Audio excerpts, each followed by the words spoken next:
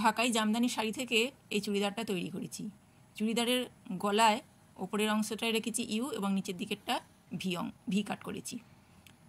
পাড়ের অংশটা মাঝখানে রেখে এই ডিজাইনটা করেছি।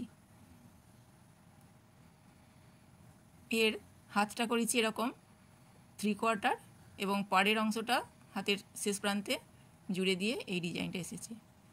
পিঠের দিকে আমি রেখেছি চৌকো গলা।